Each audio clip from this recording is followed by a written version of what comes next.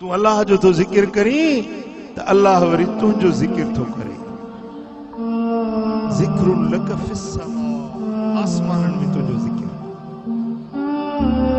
फकीर वेठो ते तड़ड़े ते आ, जमीन ते वेठो आ, पर अर्शन ते आसमानन में ने फकीर जी पचा, ने फकीर जी तवार आसमानन में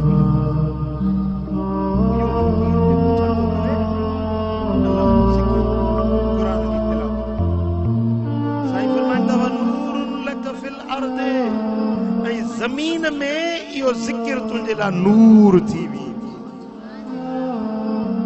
जमीन जी पुठी ते हुजी या जमीन जे पेट में हुजी, जमीन जे पुठी ते जी हींअर जमीन जे पुठी ते वेठा आहियो, जिक्र कयो त तव्हांजे चेहरनि में नूर, तव्हांजे दिलनि में नूर, तव्हांजे सीननि में नूर, तव्हांजे अखियुनि में नूर, तव्हांजे अॻियां भी नूर, तव्हांजे पुठियां भी नूर, तव्हांजे ज़ाहिर में भी नूर, तव्हांजे बातिन में भी।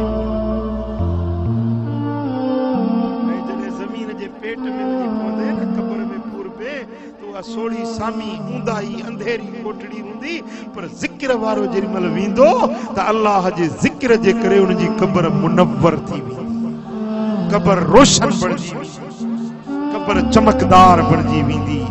क़ब्र उन्हें जी कारी कोठड़ी, उहा ऊंदाही क़ब्र अल्लाह उनके मुनव्वर ऐं रोशन बणाई छॾी।